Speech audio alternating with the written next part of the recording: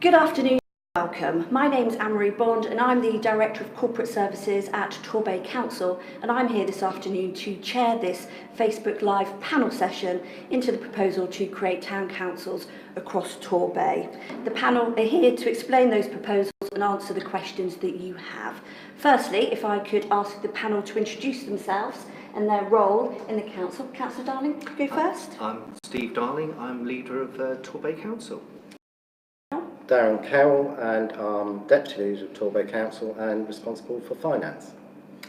I'm Steve Barrack, I'm the Chief Executive Officer for Torbay Council. Okay, thank you, panel. So we do have a number of questions that have already been submitted in advance of today. We'll go through those and then I will be receiving further questions as the public submit them, and I'll pose those to you as we go through. I think though, firstly, Councillor Darling, in terms of setting the scene, could you briefly explain to viewers why the council's proposing that town councils be established across Torbay? The partnership between the Liberal Democrats and the Independents who run Torbay Council, one of our key priorities is actually enabling communities, trying to give power back to our communities.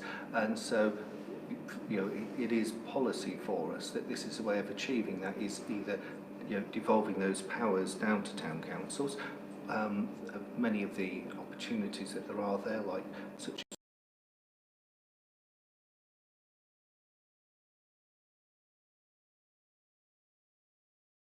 financial challenges, and this is one of the ways of potentially plugging the gap. Okay, thank you.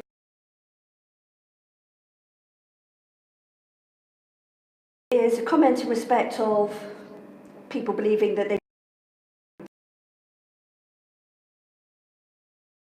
why being asked this again. Steve, I think just in terms of setting out the process the council is going through, could you explain in that respect first, yes. Please? The process for establishing town council is prescribed by law, and we're following that process. The former administration at a vote of full council started the process.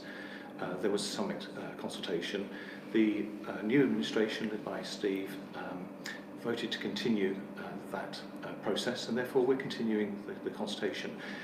The feedback from this current round of consultation will come together in a report to full council, and a decision will be made on how to proceed thereafter.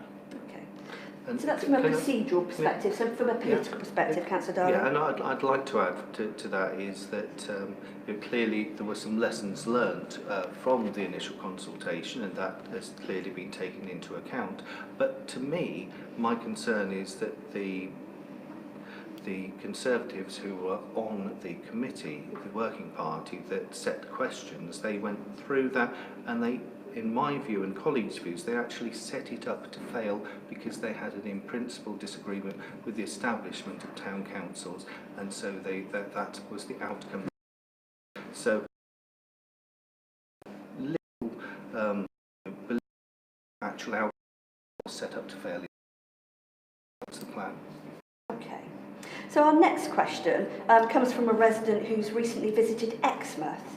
And he's highlighted that the toilets there were clean and free and that bins were emptied. And he's compared that to Torbay and the levels of council tax that we pay in Torbay.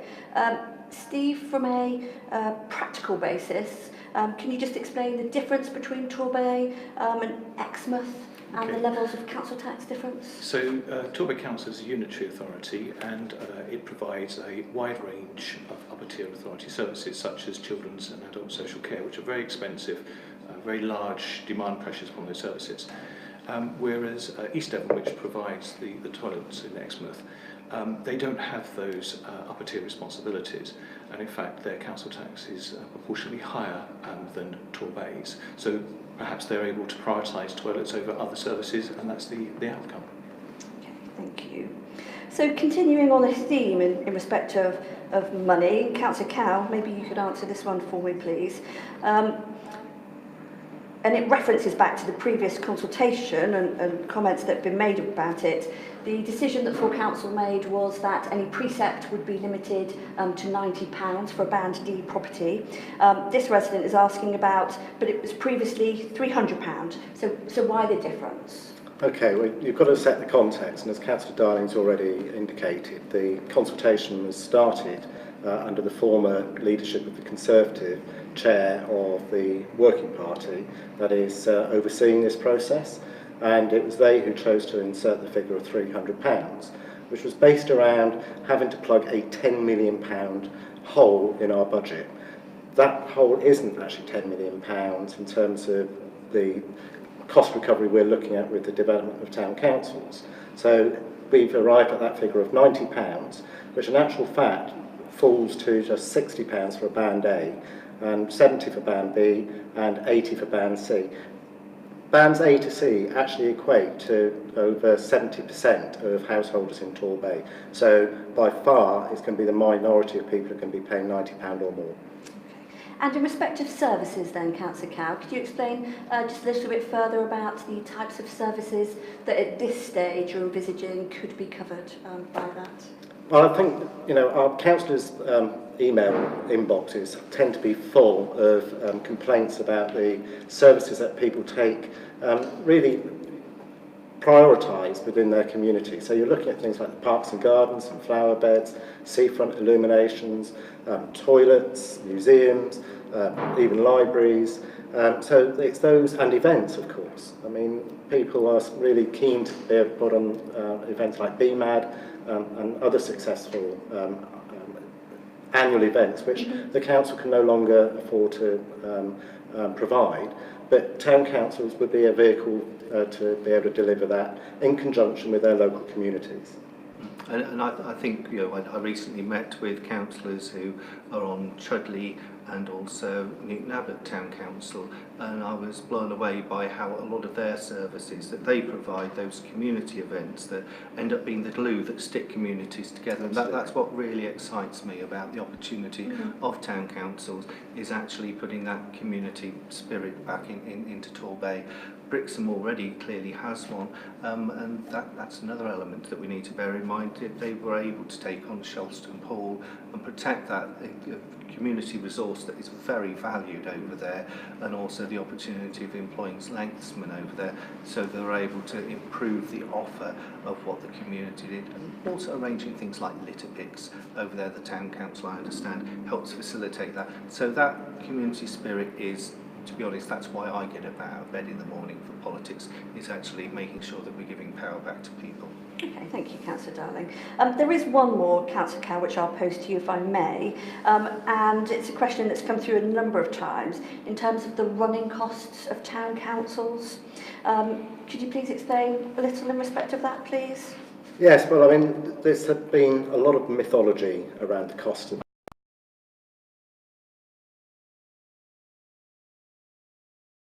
basis, but it's nowhere near the level of cost that a district council or a unitary councillor would be entitled to. But in terms of the backroom costs of a town clerk, for example, we've modelled the admin costs for both Paignton and Torquay on the same level of cost as Brixham, which is around about £180,000. So, for example, in Torquay, that would mean around about 9p in the pound will be in admin costs, and for Paignton, just a little over 12p in the pound. So that actually represents good value for money. Okay. And in terms of the £90, are there any reassurances that you're able to provide that that precept would always be £90? Well, the way that it works is that Torbay Council will set the precept for the first year, and then years after that would be the decision of the newly elected town council. So it'll be up to the people when they have the opportunity to elect their town councillors to understand what their proposals are in terms of the types of services that they would wish to deliver in the future, and therefore the cost. So you've got to be careful who you elect. Okay. Just addressing a question that's literally just this second come in. Well, it's a statement. David says, we don't need another layer in the council. And Councillor Darling, I was just thinking about what you were saying a few moments ago in terms of how you see town councils adding to communities, and I didn't know if you'd like to respond to that. I think we only need to go as far as Newton Abbot or King's Kerswell, and you've got a county council, a district council and a town council throughout the vast, or parish council, throughout the vast swathes of Devon, you find that there's that model. And the real challenge we've got in Torbay is that we are becoming overwhelmed by the cost of social care, and particularly children's services. It's gone up, it's gone from 18 million to 36 million over 9 years, and that's the cost of children who have been taken into care. This layer is needed so that that money can be protected for the services that people value on the street, as Darren alluded to earlier on. And it is effectively putting a Chinese wall around some of these services and saying we need to stop that pressure from affecting these services before us, because we as a community value them, because sadly the government have cut our funding so significantly that we are running out of places to plug the gap without that finance. But to me, it is actually a real opportunity of getting some of that glue that sticks communities together. And I know Brixham is smaller, but I think they do have a much better community spirit. And if we are going to enable people more to be able to do things in their communities, I do see that town councils are part of that solution. And it's places like Brixham that you would like town councils in Paignton and Torquay to emulate in terms of definitely. That engagement and civic pride, would you say? Yes, yeah, definitely. Yeah. Okay.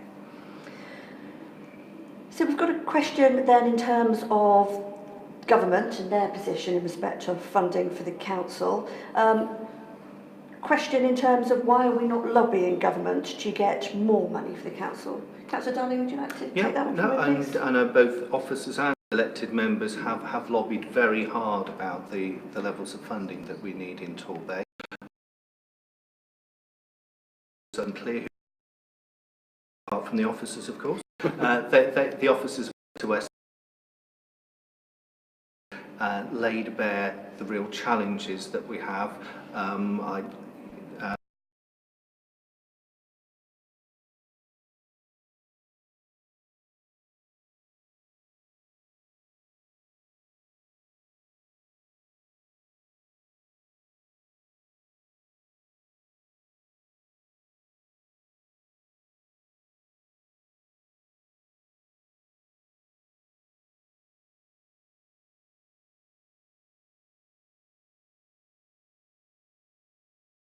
Of all councils throughout Wales.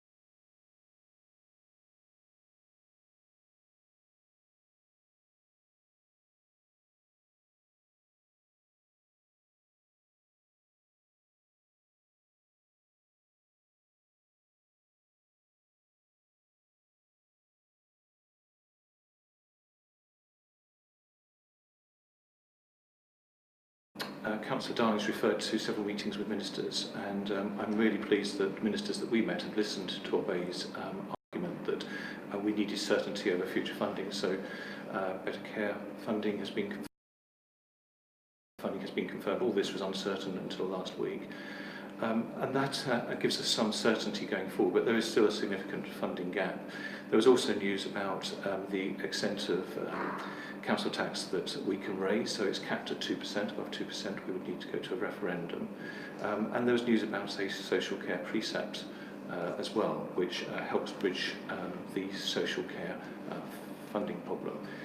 Overall, it was good news for local authorities, but not a windfall in terms of additional funding.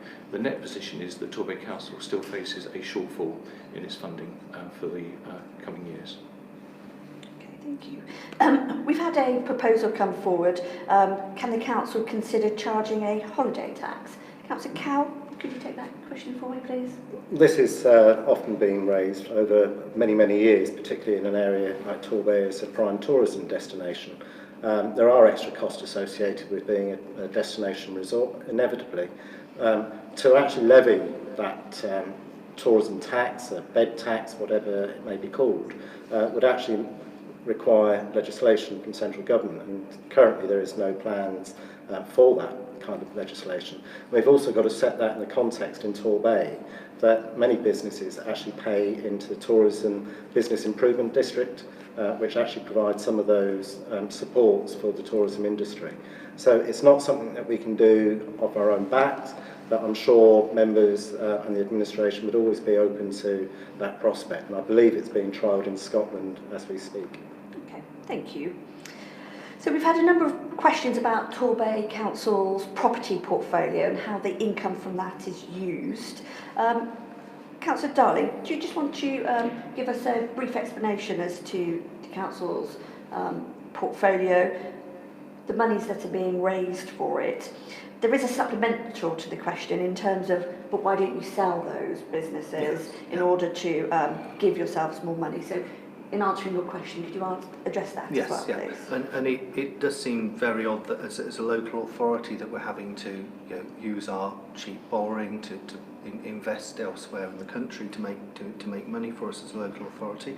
And in essence, the challenge we've got is that the government have cut our revenue support grant from 6 years ago, £36 million, down to 6. This is effectively bringing in £5 million once the new allocation that we provided for that fund. It's going to bring £5 million of that gap that we've got from that 36 to £6 million. As far as selling some of those assets to achieve additional income from the council, well, then we'd be losing that income, that it just doesn't make financial sense. What we have done as a new administration between the Independents and the Liberal Democrats is actually identified a £100 million investment for regeneration for Torbay, so that we're actually focusing some of that effort actually in our area, but that is focused on regeneration and actually jobs, town centres and housing in our actual towns here. And I think it's important to remember that when we buy a property outside of Torbay, and as Steve says, we borrow the money from government at very low rates, which means that we can actually get that income from it. That income is going into our what's known as the revenue budget immediately, whereas the 100 million that we're investing in housing and town centres and jobs is a longer term investment that we won't get any immediate return for. So we are planning for today as well as tomorrow. Anne-Marie, I think it's important to reassure our residents that whilst we are talking about very large sums of money, they are proportionate to the size of the authority and the authority's risk profile and its ability to repay those debts. The other thing about trading properties is that this is a long-term investment, and when you buy and sell properties you incur buying and selling costs. So we don't want to turn the portfolio over too regularly. Right, it should be seen as a medium to long-term investment, and as both members have said, the receipts go into the revenue budget, and it's the revenue budget that provides for essential services. Thank you, panel. We're getting a number of questions coming in, surprised in respect of the amount of money that the council is required to spend upon children's services, and questions in respect of actually, are there that many children that need supporting in the Bay? And actually, what are we doing in terms of supporting those children moving forward? So, Steve, I wonder if just as a outline from an officer perspective, what work's being done currently in terms of supporting those children, and then come over to the political one thereafter, Councillor Darling. Okay, so many of our residents are surprised at the cost of supporting children's services. Children's services, broadly speaking, has two principal outcomes. One is education. We perform very well. We have no particular problems. We would like to close the gap between some of our schools. But the fundamental problem... So the attainment. The attainment. Yeah. The big problem for us, however, is on safeguarding. And we are one of the highest spending authorities on safeguarding, and that is partly due to our economy, our weak economy, and children at risk. It's also partly to do with our performance over the years, and we're both focusing on prevention and improving our performance. Okay, but at this time we have a significant number of children on children's plans, a significant number of children in care, a significant number of children with foster parents where those placements are breaking down. And when that happens, the cost of intervention is significant. This council, through numerous, over many years, has not shied away from funding children's services. But we do need to get to a position where our funding of children's services is more proportionate and reasonable compared to other parts of the country.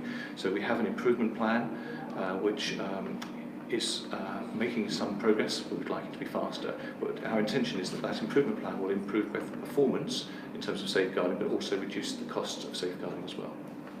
Councillor Darling, would you like to add anything from a political perspective? I'm not sure if it's politically, to me, I just go back to that figure that 9 years ago it was £18 million, it's now up to £36 million over the last 2 years.